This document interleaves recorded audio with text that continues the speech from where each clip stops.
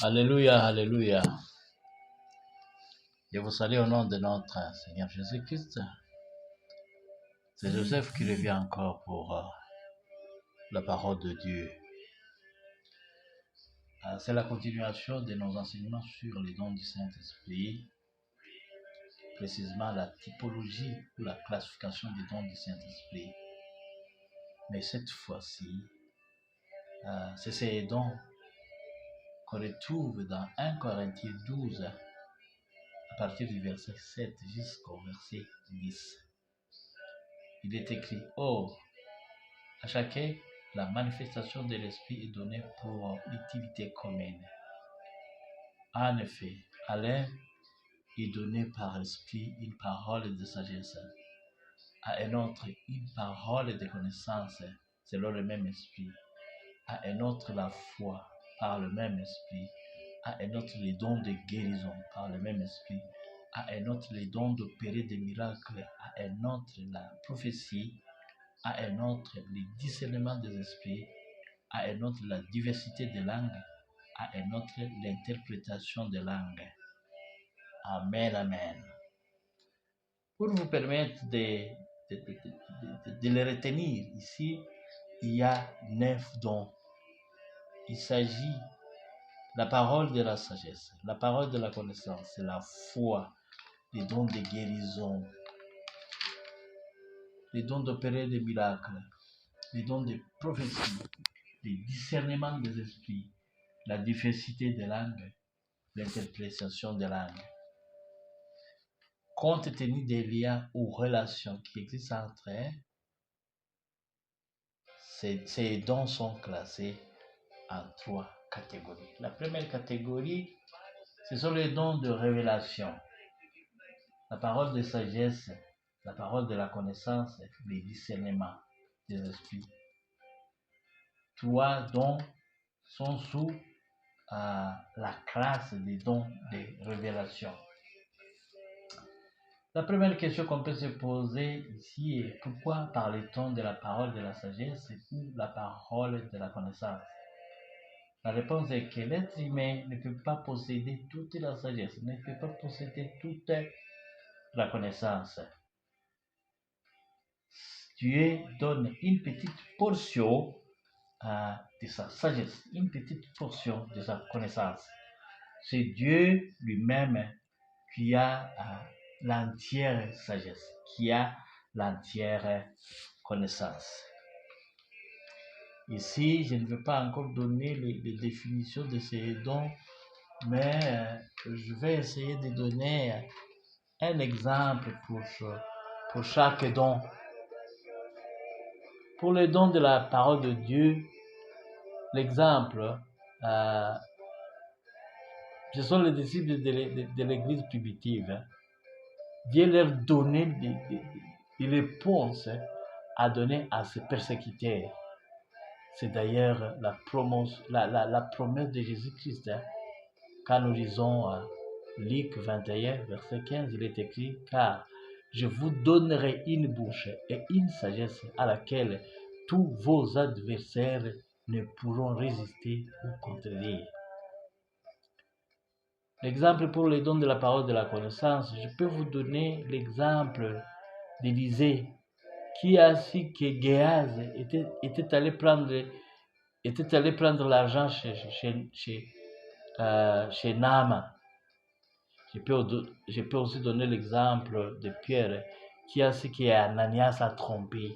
Ananias et sa femme ont trompé. Pour les dons de discernement d'esprit, je peux vous donner l'exemple d'Élisée encore, comme il est écrit dans 2 Rois 6, 16, 17. Élisée pria et dit: Éternel, ouvre ses yeux pour qu'il voie. Et l'Éternel ouvrit les yeux du serviteur, qui vit la montagne pleine de chevaux et de chars de feu autour d'Élisée.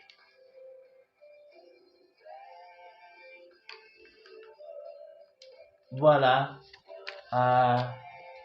nous mettons fait à cette première catégorie. La deuxième catégorie, ce sont les dons de puissance. Nous avons la foi. Nous avons le don de guérison. Nous avons le don d'opérer les miracles. Ici, il convient de distinguer les dons de guérison et d'opérer les miracles. Quand un miracle concerne la guérison d'une maladie, on parle des dons de guérison. Dans le cas contraire, c'est les dons d'opérer les miracles. Exemple, Jésus a transformé l'eau pour devenir du vin. Jésus a marché sur la surface des eaux. Une autre question qu'on peut se poser ici, pourquoi le miracle? La réponse est courte. Les miracles jouent un rôle important, non seulement pour confirmer la foi, mais aussi pour la faire naître. Les miracles, c'est pour confirmer et c'est pour faire naître la foi. Comprenez cela. La troisième catégorie, ce sont les dons vocaux. Les dons de parler à langue, les dons d'interprétation de langue et les dons de prophétie. Tous ces dons vocaux marchent ensemble.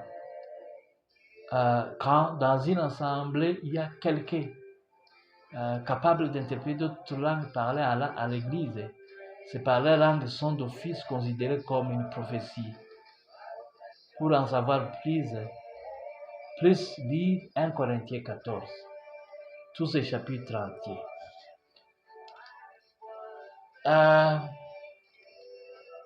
Avant de clore, mettez un petit accent sur les dons de parler à langue.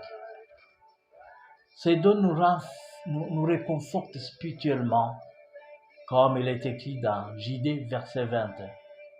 Pour vous, bien-aimés, vous édifiez à vous-même sur votre très sainte foi et priez par le Saint-Esprit. Deuxièmement, quand nous prions en parlant en d'autres langues, ceci signifie que le Saint-Esprit est en train de prier pour nous. Il est écrit dans Romains 8, 26. De même, aussi l'Esprit nous aide dans nos faiblesses, car nous ne savons pas ce qu'il nous convient de demander dans nos prières. Mais l'Esprit lui-même intercède par des soupirs inexprimables. Troisièmement, parler la langue, ça nous aide à bien adorer. Quand on lit 1 Corinthiens 14, 15. Car si je prie la langue, mon esprit est en prière, mais mon intelligence demeure stérile. Quoi faire donc? Je prierai par l'esprit aussi avec intelligence. Je chanterai par l'esprit, mais je chanterai aussi avec intelligence. 4. Prier la langue fait que nos prières n'aient pas obstacle. Prier la langue, c'est comme utiliser les mots de passe que Satan n'est pas capable de décoder. Pour clore, il y a 5 autres éléments qu'il faut savoir au sujet des dons de parler à langue. Premièrement, ces dons n'ont pas été donnés pour tout le monde. Il y a les gens qui disent que tout chrétien qui a reçu les dons du Saint-Esprit, la manifestation doit être de parler à langue. Ce n'est pas vrai. Ce n'est pas biblique. Deuxièmement, les langues parlées peuvent être compréhensibles ou non compréhensibles. Troisièmement, celui qui parle la langue, il a la capacité de gérer cette langue. Il peut se taire quand il n'est pas nécessaire de parler la langue, surtout dans les assemblées. Quatrièmement, il est conseillé dans les assemblées que ces langues soient interprétées. Dans le cas contraire, mieux vaut se taire. Mais il ne faut pas empêcher les gens de parler à langue. Merci.